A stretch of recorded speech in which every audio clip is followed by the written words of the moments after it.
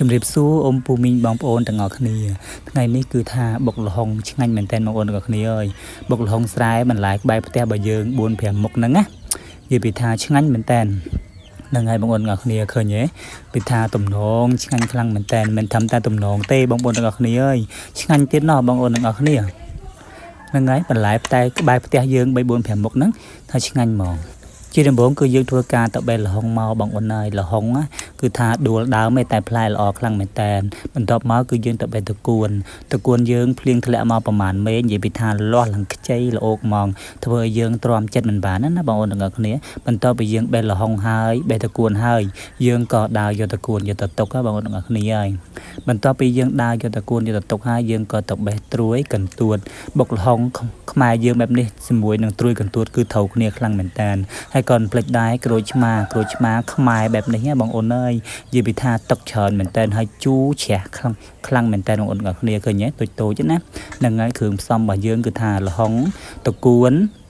ជាមួយនឹងស្លឹកកន្ទួតនឹងឯងហើយក៏ផ្លេចដែរត្រួយកធំធេដល់បងប្អូនទាំងគ្នាឆ្ងាញ់ហ្មងហ្នឹងហើយគ្រឿងផ្សំរបស់យើងគឺហើយមែនតែនហើយ1 2 3ជីវគ្រឿងផ្សំរបស់យើងគឺបានហើយបងប្អូនទាំងគ្នាមានដូចជាល្ហុងត្រួយកធំធេត្រួយកន្ទួតនិងក្រូចឆ្មានិងប៊ីចេងស្ករត្នោតបុកល្ហុងបែបនេះគឺឆ្ងាញ់ហ្មងហើយជាមួយនឹងទឹកប្រហុក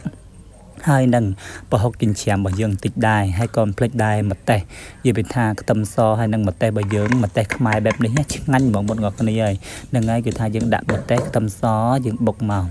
កវាមួយសន្ទុះធំហើយយើងដាក់ប៊ីចេងមួយចុងស្លាបព្រាបាយបន្ទាប់ពីថាដាក់ប៊ីចេងហើយគឺយើងធ្វើការដាក់ស្ករត្នោតខ្មែររបស់យើងគឺឆ្ងាញ់បងប្អូនទាំងគ្នាស្ករត្នោតអ្នកខេត្តកំពតណាបងប្អូនទាំងគ្នាហើយឈ្ងុយហ្មងបន្ទាប់មកគឺយើងដាក់ប្រហុកនេះក៏ជាប្រហុកខ្មែរដែលម្ដាយរបស់ខ្ញុំធ្វើផ្ទាល់ដៃដែរហើយយើងធ្វើការបុកល្ហុងហ្នឹងគឺថាគ្រឿងរបស់យើងឃើញទេពាក់ឆ្ងាញ់ខ្លាំងមែនតើបងប្អូនទាំងគ្នាហើយបន្ទាប់មកគឺយើងធ្វើការដាក់ល្ហុងរបស់យើងចូលមកយើងដាក់ល្ហុងបុកមួយសន្ទុះធំញុំវាហើយណាបងប្អូនទាំងគ្នាបន្ទាប់ពីយើងញុំវាអស់មួយសន្ទុះធំហើយយើងធ្វើការច្បាច់ក្រូចឆ្មាឃើញទេបងប្អូនទាំងគ្នាក្រូចឆ្មាហ្នឹងតូចទេតែទឹកច្រើនហ្មងបងប្អូនអើយទឹកឡើងជូរហ្មងឡើងជ្រះហ្មងបងប្អូនទាំងគ្នាហ្នឹងហើយបុកល្ហុងខ្ញុំចូលចិត្តជូរហើយរៀងហឹរដិតបន្តិចបន្ទាប់មកគឺយើងដាក់តកួនយើងញុំចូលមកមួយសន្ទុះធំមកបងប្អូនទាំងគ្នា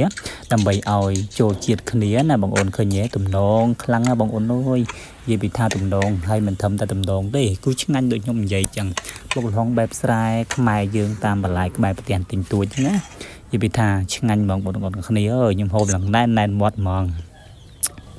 បុកល្ហុងបែបខ្មែរបន្លែក្បែរផ្ទះសំខ្លួនឯងនិយាយពីថាមានគ្រប់មុខហ្មងបងប្អូនគ្នាឲ្យតែយើងចង់ហូបស្មើម៉ានគឺមិនខ្វះទេរបស់ដែលយើងបុកល្ហុងគឺឆ្ងាញ់ហ្មងបែបខ្មែរបែបហ្នឹងនិយាយពីថាជាតិមែនតើបងប្អូនទាំងគ្នាហ្នឹងហើយវីដេអូមួយនេះក៏ឈានជើងដល់ទីបញ្ចប់ដែរក៏អរគុណពុកម៉ែបងប្អូនទាំងគ្នាសម្រាប់ការស្រឡាញ់និងចូលចិត្តមើលវីដេអូរបស់ខ្ញុំហ្នឹងហើយខ្ញុំនឹងព្យាយាមផលិតវីដេអូបែបល្អនិងល្អឲ្យពុកម៉ែបងប្អូនគ្នាទៀតជម្រាបលាអរគុណបាយបាយ